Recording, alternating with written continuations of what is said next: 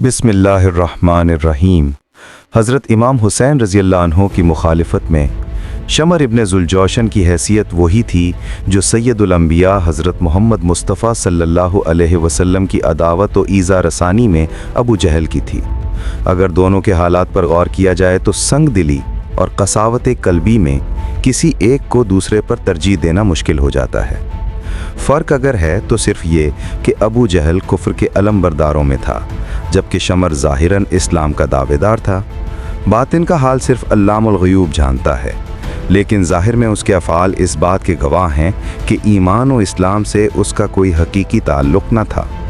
शमर के इबरतनाक अंजाम की दास्तान सुनाने से पहले लाजिम है कि हम करबला की उस धरती पर चलें जहाँ आफताब की तपिश, नेज़ों की चमक और तलवारों की खनक के बीच इंसानियत का सबसे अजीम मार्का बरपा हुआ। वहीं एक बदबख्त भी मौजूद था, शमर इब्न ज़ुलजौशन, जिसका किरदार जुल्म, संगदिली और खबासत की स्याही से तारीख़ के औराक पर सब्त है। आइए इस मल्लून के किरदार पर एक नज़र डालें, उससे पहले कि हम उसके इबरतनाक अंजाम की सरगुज़िश्त बयान करें। जंग करबला के आगाज़ से कबल हज़रत इमाम हुसैन अलैहिस्सलाम ने उमर इब्न साद को पैगाम भेजा कि वो रात के वक्त आकर तन्हाई में मुलाकात करे। चुनाचे उमर इब्न साद हस्बे इरशाद आया और दोनों के दरमियान तवील गुफ्तगू हुई। इसके बाद कई रोज़ तक इमाम हुसैन अलैहिस्सलाम और उमर इब्न साद के दरमियान मज़ीद नशिस्तें होती रहीं। इन बातचीत के नतीजे में इमाम हुसैन अलैहिस्सलाम ने 3 शराइत पेश फरमाईं। नंबर 1, मुझे वापस हज्जाज जाने दिया जाए। नंबर 2, मुझे किसी सरहदी मुहाज पर भेज दिया जाए ताकि मैं दीन की खिदमत और जिहाद में मसरूफ़ रहूं। और नंबर 3, या फिर मुझे यजीद के दरबार दमिश्क भेज दिया जाए ताकि मैं बराह रास्त उससे बात कर लूं। ये वो आखिरी शराइत थीं जिन्हें इमाम हुसैन अलैहिस्सलाम ने कई दिन की बहस व तमहीज़ के बाद पेश फरमाया। उमर इब्न साद इस बात पर मुतमईन था कि उबैदुल्लाह इब्न ज़ियाद इनमें से किसी एक शर्त को ज़रूर मंजूर कर लेगा। इसी ख्याल के तहत उसने इब्न ज़ियाद को ख़त लिखा कि अल्लाह ने इख्तिलाफ़ की आग बुझा दी है और सुलह की सूरत पैदा हो गई है। हुसैन ने ये 3 शर्तें पेश की हैं और इनमें से किसी एक को कबूल कर लेने से मामला ख़त्म हो सकता है। जब इमाम हुसैन की पेश करदा शराइत ऐसी चीज़ें थीं जो तुम्हारी खातिर और उम्मत मुस्लिमा की भलाई के लिए माकूल नज़र आती थीं, तो उबैदुल्लाह इब्न ज़ियाद ने वो ख़त पढ़कर खुशी जाहिर की और उमर इब्न साद की तरफ इशारा करते हुए कहा कि ये ख़त उसी शख्स का हो सकता है जो अपने अमीर का मुखलिस भी है और अपनी कौम का खैर खा भी है। उसने कहा, मैं इन शराइत को कबूल करता हूँ।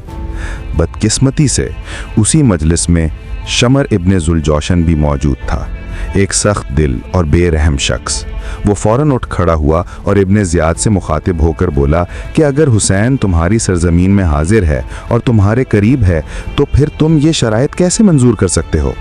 शमर ने कहा, कसम खुदा की, अगर वो यहाँ से वापस चला गया और तुमने उसका हाथ ना पकड़ा तो वो ताकत हासिल कर लेगा और तुम्हें इस बात का बहुत अफसोस होगा।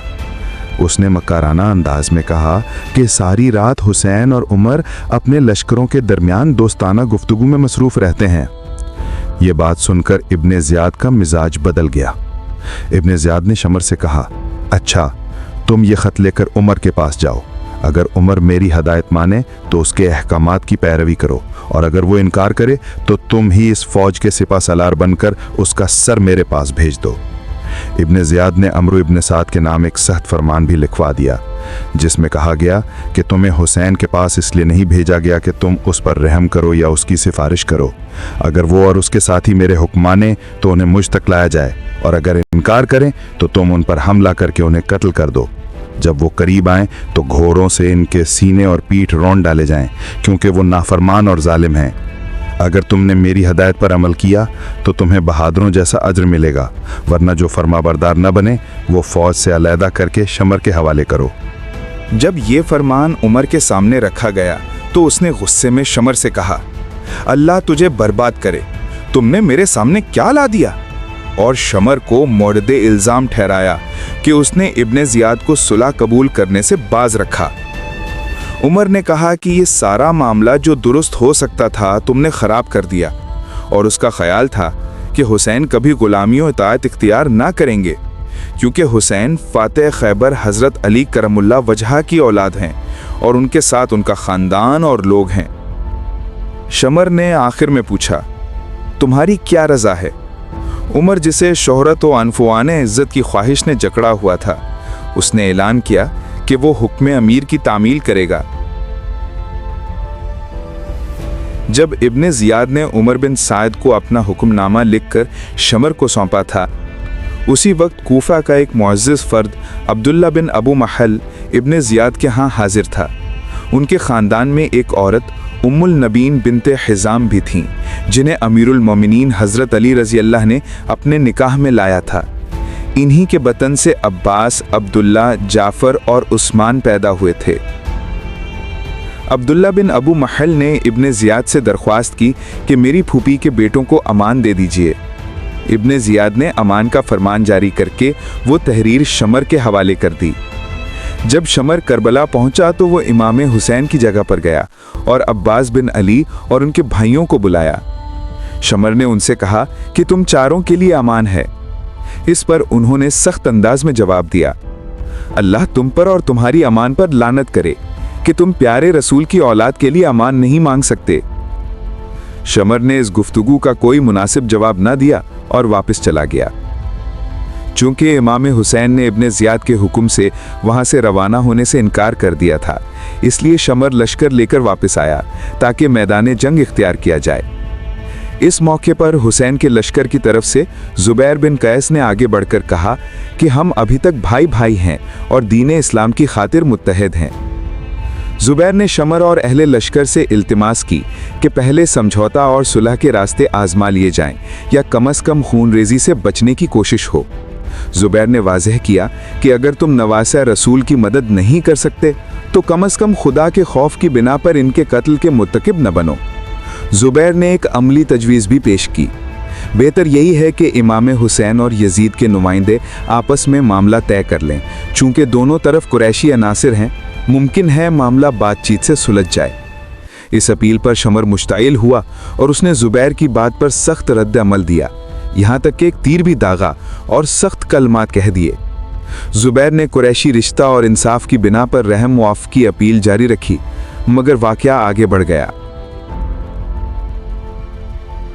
आशूरा के दिन इमाम हुसैन ने अपने असहाब को लड़ाई के लिए तैयार किया और फिर नमाज अदा फरमाई। इस वक्त आपके साथ चंद सवार और 40 प्यादे थे। उमर बिन साद भी अपनी फौज के साथ मैदान कारज़ार में आ गया। इमाम ने ज़ुहैर बिन कैस को मेमना पर और हबीब बिन मजहर को मिस्रा पर मुकर्रर किया और अपना झंडा भाई अब्बास बिन अली को दिया। आपने अपने अहले कार इस अंदाज से तरतीब दिए कि अहले बैत के खैमे उनके अक़ब में महफूज रहें। रात के वक्त आपने खैमों के पीछे ज़मीन खुदवा कर एक तवील खंदक बनवाई, जो बाद अज़ा एक खुश्क नहर सी बन गई। ये एहतियात इसीलिए की गई थी कि पीछे से हमला मुमकिन न रहे। आपने हुक्म दिया कि लकड़ियां और शाखें जमा करके उस खंदक में भर दें और उन्हें आग लगा दें।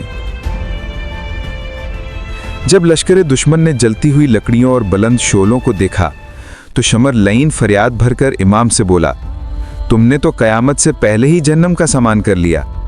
इमाम ने फरमाया कि जलने का हक तो तुम पर सबसे ज़्यादा है। अहले हक की तरफ से एक बुजुर्ग कुलबी नामी बहादुरी से लड़ते हुए कारी ज़रब खाकर शहीद हो गए। जब वो दम तोड़ रहे थे तो उनकी बीवी बाहर आईं, उनके चेहरे से गर्दो गुबार साफ किया और कहा, तुम्हें जन्नत मुबारक हो। ये मंजर देखकर शमर ने अपने गुलाम रुस्तम को हुक्म दिया कि जाकर इस औरत को भी उसके शौहर के पास भेज दो। रुस्तम आकर इस औरत को इस सख्ती से मारा कि वो ज़ख्म तसव्वुर में दम तोड़ गईं। फिर शमर मैदान में आगे बढ़ता हुआ हज़रत इमाम के खैमों तक पहुंचा ताकि अहले बैत को जानो मकान समेत जला जाले। औरतें और बच्चे चीख उठे और भागने लगे। इमाम ने बुलंद आवाज़ से कहा, ए शमर, तू मेरे अहले बैत को जलाता है, अल्लाह तुझे आग में जला दे। कुछ लोगों ने शिमर की इस वहशियाना हरकत की मजम्मत की। मसलन हमीद बिन मुस्लिम ने कहा कि ये अमल हरगिज़ मुनासिब नहीं। शैथ बिन नबी रईस कूफा ने भी शिमर को उस फेल से बाज रखने की कोशिश की। तब जाकर वो आर्जी तौर पर रुक गया। जब इमाम हुसैन रज़ी अल्लाह ताला अन्हो के बेशतर अजीज़ व अक़रबा शहीद हो गए और वो अकेले व तन्हा मैदान कारज़ार में बाकी रह गए तो दुश्मनों ने उन पर हर तरफ से हमले शुरू कर दिए। इमाम ने दिफा व तहफ़्फ़ुज़ के लिए ये हिकमत अमली इख्तियार की कि एक मरतबा दाएं जानिब के हमलावरों पर हमला करके उन्हें भगा देते और फिर बाएं जानिब जाकर दुश्मन का मुकाबला फरमाते। यजीदी लश्कर के सिपाहियों ने खुद इकरार किया कि वो एक ऐसे फ़र्द के मुकाबले में जो बिल्कुल बेयारो मददगार था, इतने मरबूत, पुरजोश, दलेर और बाहिम्मत शख्स को नहीं देखा था जिस तरह इमाम एक फ़र्द वाहिद के तौर पर अपने आप को मैदान में साबित कर रहे थे। इमाम हुसैन जब यक्का व तन्हा रह गए तो दुश्मन हर तरफ से टूट पड़ा, मगर आप शेर की तरह सफ़ों को चीरते जाते थे। जब कभी दाएं जानिब तखल्लुल पैदा होता, वहां हमला करके दुश्मनों को भगा देते और फिर बाएं तरफ बढ़ जाते। आपने फरमाया, खुदा की कसम, तुम मेरे बाद किसी ऐसे बंदे को कत्ल न कर सकोगे जिसका खून तुम पर मेरी शहादत से ज़्यादा कहरे इलाही नाजिल करे। यकीनन मेरा रब वो अजीम ज़ात है जो तुमसे ऐसा इंतकाम लेगा जिसका तुम गुमान भी न कर सकोगे। तवील जंग के बाद जब आप थक कर ज़मीन पर बैठ गए तो आपके जिस्म अथर पर 67 ज़ख्म मौजूद थे। दुश्मन चाहता तो एक वार में आपको शहीद कर सकता था, मगर हर कोई दूसरे के आगे से छिप रहा था और चाहता था कि कत्ल की नापाक जुर्म खुद ना करे। आखिरकार शिमर ने ललकार कर कहा, किस इंतज़ार में हो, इस शख्स को ख़त्म क्यों नहीं कर देते। यूं चारों तरफ से हमला हुआ और इमाम हुसैन रियाज़े फिरदौस में जा पहुंचे। इसके बाद शिमर अपनी जमात के साथ इमाम ज़ैनुल आबिदीन के पास गया, जो बीमारी के बायस मैदान जंग में शरीक न हो सके थे। शिमर चाहता था कि उन्हें भी शहीद कर दे, मगर कूफी रईस हमीद बिन मुस्लिम और फिर खुद उमर बिन साद ने उसे रोका। यूं इमाम ज़ैनुल आबिदीन जिंदा रहे ताकि सिलसिलाए इमामत बाकी रहे। जब करबला के बाद मुख्तार सक़फ़ी ने अहले बैत के कातिलों का ताक़ुब शुरू किया तो उसने अपने ग़ुलाम ज़रबी को शिमर बिन ज़िलजौशन की तलाश में भेजा। एक रिवायत के मुताबिक शिमर कूफा से भाग निकला और दरियाए फ़रात के किनारे एक गांव में पनाह लेने की कोशिश करने लगा। उसने एक देहाती को ख़त दिया कि इस ख़त को बसरा ले जाए और वहाँ के हाकिम मुसाब बिन ज़ुबैर, जो सैयदा सकीना के शौहर और इमाम हुसैन के दामाद थे, उन्हें पहुँचा दे ताकि वो उसे अपनी हिफाजत में ले लें। लेकिन वो ख़त रास्ते में मुख्तार के कारिंदे अबू अमरा और उसके साथी अब्दुर्रहमान बिन अबू कनूद के हाथ लग गया। ये लोग घोड़ों पर सवार होकर शिमर के ताक़ुब में निकले।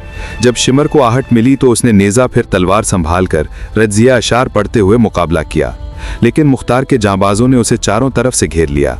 आखिरकार अब्दुर्रहमान बिन अबू कनूद ने ऐसा कारीवार किया कि शिमर ज़मीन पर गिर पड़ा और वहीं जहन्नुम रसीद हुआ।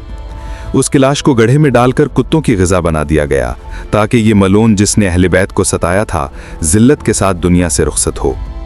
यूं तारीख ने गवाही दी कि इमाम हुसैन ने सर दे दिया मगर हक को बुलंद रखा, और शिमर जैसे बदबख्त अंजामे कार ज़िल्लत और रुसवाई के साथ हलाक हुए। यूं शिमर अपनी ज़िल्लत और रुसवाई के साथ इबरत का निशान बन गया। मगर फहरिस्त कातिलाने हुसैन अभी अधूरी है। अगली किस्त में हम देखेंगे कि मुख्तार सक़फ़ी किस तरह अपने हाथों में अदल की तलवार थामकर एक एक मुजरिम को उनके इबरतनाक अंजाम तक पहुंचाता है, और ये तारीख़ का वो बाब है जिसे ज़माना कभी भुला नहीं सकेगा।